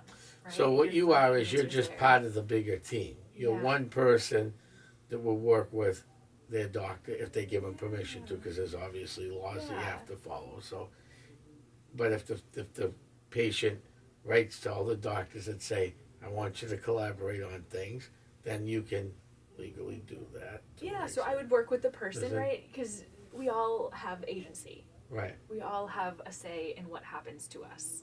And we get to choose who our healthcare team members are. If you feel like your primary care provider is not supporting you, you have the agency to choose someone else. Right. If you feel like you need the support of a mental health counselor, like you have the agency to find that. And I think sometimes we forget that we're allowed to give ourselves permission to be curious, to reach out, to seek out alternatives when we're not feeling like we're living our best, healthiest lives. I think we often get stuck just feeling like, well, this is as good as it gets. Right, and then when This you is get it. stuck into that, then other things start happening around you. Your health Yeah. fails. You start feeling things, seeing things, and all kinds of things can happen. all kinds of not so nice things. Not so nice things, right? And so it's important to know it doesn't have to be that way, right? If you're not feeling well, you can find someone who will help you navigate your path forward, who will help So you can feel well again. so you can feel well again. Exactly. And like we said before, sometimes that's medication, sometimes that's medication for a brief period of time. Sometimes there are other things that you can do that are free, right? Even Meditation. meditation. Yeah, exactly. So how long should? So, yes, meditation is been used in the paranormal, metaphysical world for years. How long should? And so people are having all these, we go and help them out. We might clear the space, clear the air with sage or whatever else. Mhm. But unless our client keeps up with the sage and the, Yeah, they It- are practices. you right? have to keep doing it. Absolutely, they are so practices. when you come to, so we'll have somebody who, had an issue. We had a couple real sad ones through the years where there were kids involved. I won't say what state or where, but one of the clients called me up because their niece was living with them at the time, and the husband got out of bed.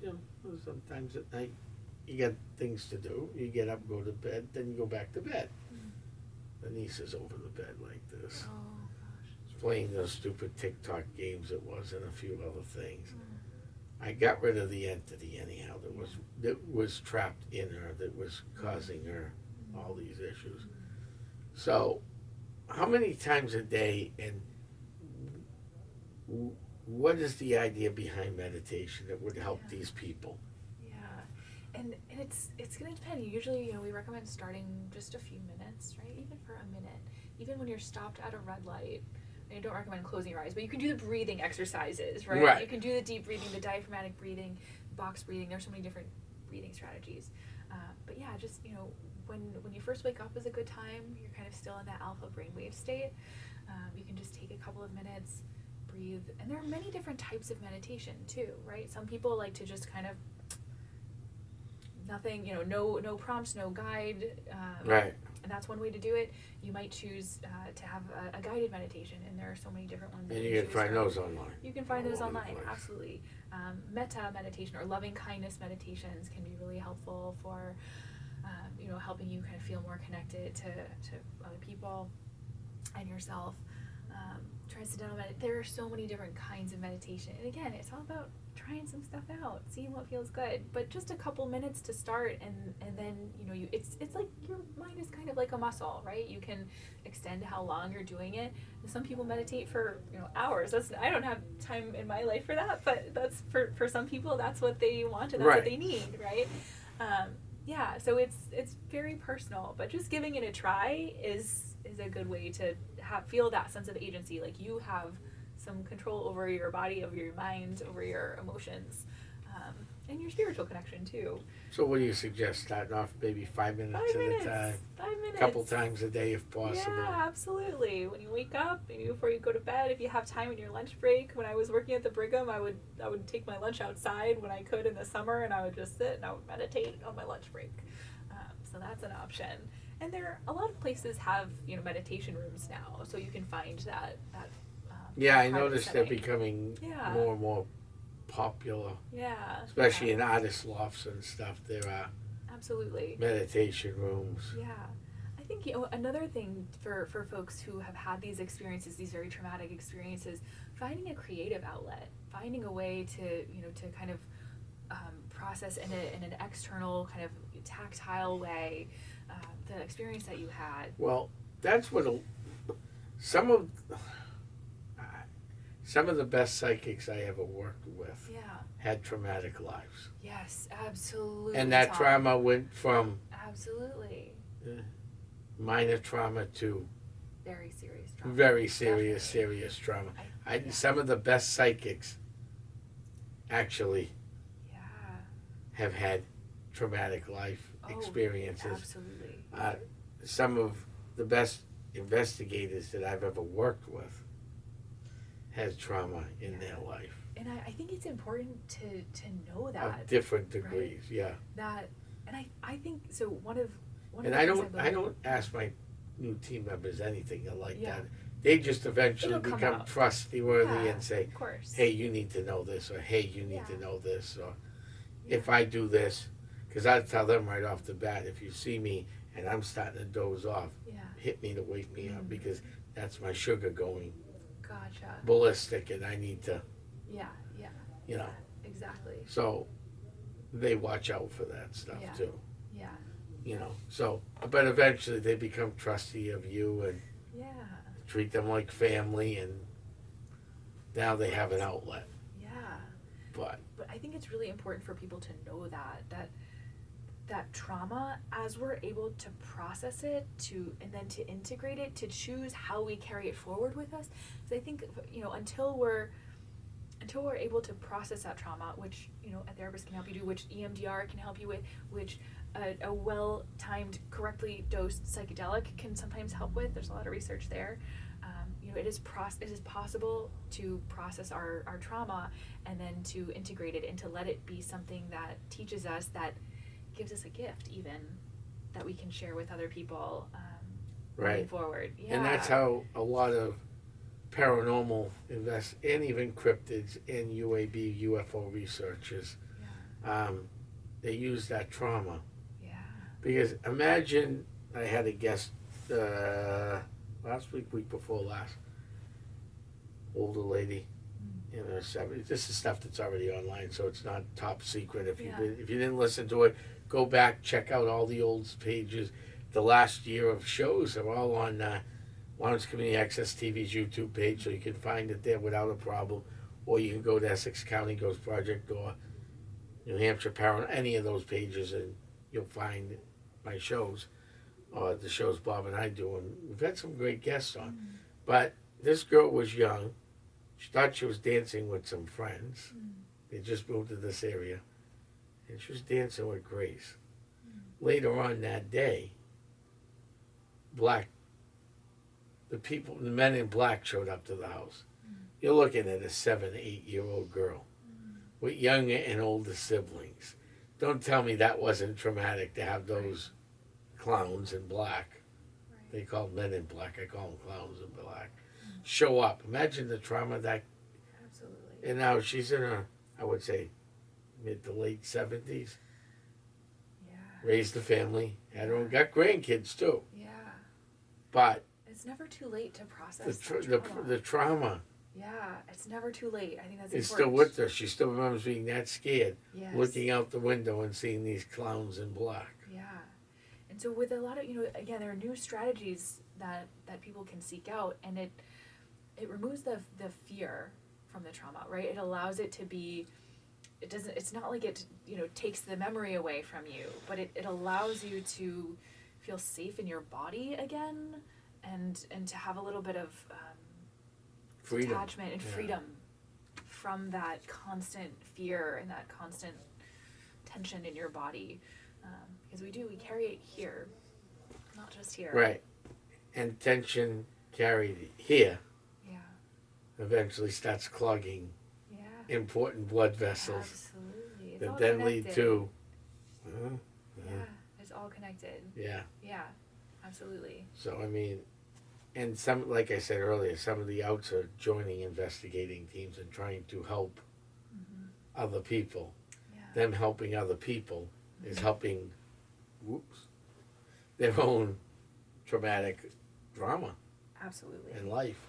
Yes. Because it's really difficult, I would say, for a lot of people Oh, that, definitely. go through this. Yeah. And when I first got into this field, I'm thinking to myself, well, okay, I got to find a psychic because every team has a psychic, so you Yeah. got to go find a psychic. Found my first psychic, worked well together, and then they moved on to the, people continue to move on in the paranormal. This is the nature of the beast, okay? Yeah. So then I start talking to people. I'm going to more and more people's events, talking to people. And then you hear they come trustworthy with you. Then you hear they had trauma, this, that, the other thing. Very few psychics I know didn't have. Yes. In fact, out of all the psychics I know, I can count on one hand Yeah. that I haven't heard trauma Yeah. in early life. Yeah. Same with investigators. Some investigators they're not psychics, but they had so much trauma in life, they started seeing the black shadow figures, the this, the that. So, check. Okay, good. So, we talk about diet as one of the tools you use. Meditation, Yeah. Creative outlet. creative outlet, and what's anything else you use? Time in community. Finding your people. Right? When we think about spiritual health, feeling connected to other people. So whether it's going to a paranormal meetup group, a health thing, Yeah. yoga class, Absolutely. church Yeah. of any denomination, Absolutely. doesn't matter. Doesn't matter. Yeah, but time in community I think is so important for our overall health, our overall well-being. Maybe being on a board, a non-profit board that could, because there's plenty of them that need help today. Absolutely. Well, acts of service is another one. So, feeling like you are sharing your gifts, like you are of use, that you're giving back to whatever Serving it is. on a board, serving on Yeah, this. I think that's tremendously powerful for our whole well-being. And I think, finding work that fulfills you, whether that's your part-time work, you doing okay? Yeah. Yeah. Whether that's your part-time work or, like your side work or the job that you do, but finding what fills your cup. Well, that's another thing that's important to anything you do in life, okay? Yeah. And I've said this at Chamber event. Yeah, I've said we were this, talking you've about heard this the this. other day. Yeah. You've heard me say that, and I say this to all the new Chamber members too. Yeah.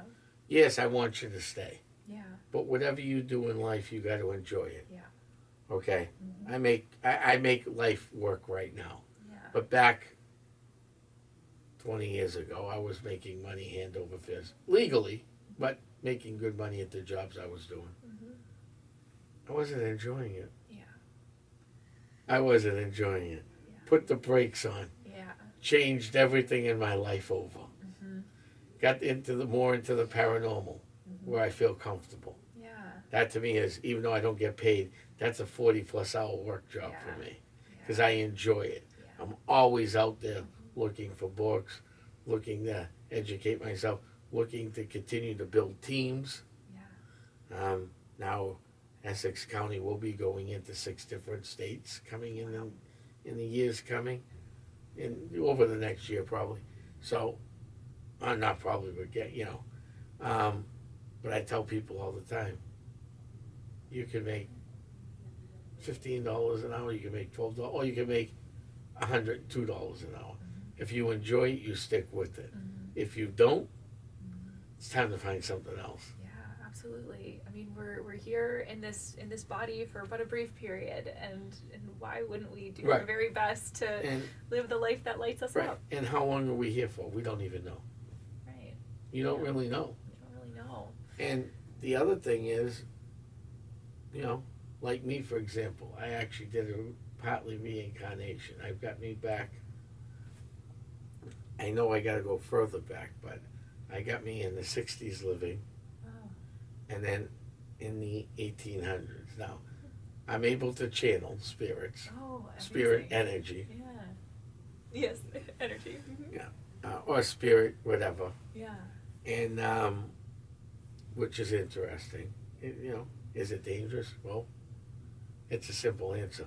Walking across the street can be just as dangerous. Yeah. Anything you do in life can be Absolutely. dangerous. So. Yeah. Some guardrails around it, you can. Right, Yeah. exactly. Yeah. So I channel the energy, and I forgot where I was going with that one. The idea I started channeling energy was actually to help people. Yeah. Because that's really what we want to do. Right, At is our help core, people. we Right. want to help people. So we want to find our way that allows us to do that. That also brings us joy. Right, exactly. Right. That is really. And that's the life. crux of That's my how work. you live life. And that's the Exactly. crux of the work you do. That's the crux of the work I do, helping you find the intersection between what lights you up and what helps other people. And that's it. That's actually awesome. I Because love there's it. not many jobs that can do that. Yeah. Most jobs are 9 to 5, 9 to 3:30. Yeah, some of them you take home with you. You went from a job of working 24 hours a day. Yeah. Teaching. Yep. I know all about that one. Oh yes. Yeah, my mother was a Yes. teacher. Oh, I know yes. all about You teachers. know. I know everything they go through. And I know even though they have summers off. How many can actually take the summers off? Right, none. None. They're usually doing another job. I was working. Right, they're Yeah. always working. Yeah. Especially if you just get out of school. You're not taking summers off. Exactly. Okay, so I get all of that. Yeah. And that's a very stressful job. That's Very. a job you take home. Very. Oh gosh. That's Always. Always. And and that's a job. Yes, you're helping people. You're educating kids. Yeah. Yeah. But everybody educates different. It's true. There's Absolutely. no master plan. And it's so important, right? We all have our own unique gift. You know, Right. there might be several different paranormal investigators, but nobody's doing the work just like you are. No. Right? You bring we your all- own approach, you bring your own important gift Mhm. to the table. Right, and that's what you do with your Yeah. job. There are other people like you out there, but Mhm. you have your own way of doing it. We have our own And take. that will either work for somebody or they may have to go To someone else. else. Right. Exactly. And I think the great thing about what you're doing is, you know, we can build these networks where we're connecting to each other. And so if I find someone, you know, I'm not the right fit, but you know what? I know someone else who can help. Right. Right? Well, that's It's- what happens, and you grab somebody. You got a client. I think that's what you probably call them, everybody. Yeah. You got a client. All of a sudden, things are happening to them that are unexplained. Yeah. So you can help them with the mental trauma of it, but you're not going to be able to go to the house and go, okay, what's causing it? Right. Or if they're Maybe seeing we- things out of the corner of their eye, or the Exactly. radio's turning on at midnight, Exactly. or someone touches their toes, Yeah. shakes the bed. Yeah. And You so, can help them with the trauma of that. well, we can be curious, right? Right. We can hold space for someone Yeah, and know that what they're experiencing is real, right? And like you said, yes, then we can connect them to that investigator, maybe who can who take can the go next the step. other way. Right. Well, right. you're still helping them dealing with the trauma of all of that. Now we can get rid of the issue. Once the issue's gone, the trauma's not gone. Right. So we But wanna have it a therapist in reduces the stress on the client. there. Yeah. So it reduces the trauma, and then you can continue working with them, and eventually, hopefully, it's gone. Right. And I notice sometimes, I've never worked with a coach like that before, but I notice sometimes when we go into a private home, Mm-hmm. a lot of trauma. I've seen couples at each other's throats because of what the spirit does. One person don't believe, the other one does. And it doesn't matter who the couple is. I've seen it. The guy will agree with the wife or the girlfriend, and vice versa. There's no perfect square for this. And it causes a lot of drama. Because people we're all human. Absolutely. We all make mistakes. Absolutely. We all get flustered. Yeah. You know, coming home from work, hearing the same stories of the key missing, the door slamming. I mean, someone just worked an 8-10 hour day. Yeah. You're both tired. Yeah. You start complaining about that, stupid stuff is said, let's face it. There's no smart thing to say when you get that tired. Yeah. So you're trying to help them with the trauma of that, and I'm going in there to help them get rid of the whatever's in the house. Yeah. Sometimes when we get rid of the thing, and I've saved marriages, Yeah. Oh, I imagine. some people the trauma's done. They don't need the meds anymore. They find their peace. They find their peace, and then they tell the doctor, Yeah. I'm all set with this, Yeah. because we got rid of the key that was causing the issues. And that seems like what you do. You just do it a little differently. Yeah, so my job is to ask questions to help you figure out what you need, because we all have that inner compass. We all have that intuition. I like to think we're born with a soul. We're born with a kind of a North Star to help guide us in this life. And then we have our feeling, right? Our emotions that help us know if we're on the right course or not. Right? When we're feeling envy, that's valuable information. It is. Right? It helps us know, okay, there's something that I want, but I don't have. What is it that I want? And it helps us get back into that path for ourselves, right? That kind of alignment. We have our mind, right? Our mind that helps us visualize, conceptualize that life that we really want for ourselves. Through guided meditation visualization, we can see what it is that we're working toward. And then we have our body that helps us bring it all into the real world, that helps us bring it into physical existence. It brings us who we are. Yeah, exactly. So my job really is to help you kind of figure out, what is it that you want for your life? What is it that is most going to light you up, to fill your cup? And then let's find out how we can use those 4 different tools to help you get it. Right. And then after doing it enough, it starts making you feel better. Exactly. Clears the mind, clears the brain, the stress. Yeah, that's right. I mean, people ask me all the time, how do you channel, Tom? Well, first of all, anyone can channel. And I think that's an important thing. But here's the all key. Of these things can Here's be the learned. key why. Yeah. You got to be able to open yourself up. Open up your third eye. Yeah, exactly. Now, everybody has a third eye. Absolutely. But if you can't control the stress in your life, that third eye will never open. Yeah. So the key is, again, controlling the stress, the meditation, That brain energy. the brain energy. Movement, again, I'll say it again. Movement of the body is really helpful in whatever way you can, whatever way that feels good. Right. Yeah. Wow, this was a great show. I want to This thank was you for awesome. coming on. Thanks Thank so you for much, Tom. co-hosting the first hour. Yes. I want to thank Pleasure. everybody who tuned in tonight. This is our first year anniversary of the Paranormal Zone. Bob couldn't be here tonight, but he's here with us all the time. He was out on assignment again. We will continue with some more great episodes in the coming year. We're going to have you back on for sure. Love it. We had a great time tonight. I want to thank everybody for tuning in here in the Merrimack River Valley. Check us out. Our old shows for the last year are all on YouTube, Lawrence Community Access TV. I want to thank everybody for tuning in tonight, and we'll see you in the paranormal. Good night. I'm heading back to my crypt.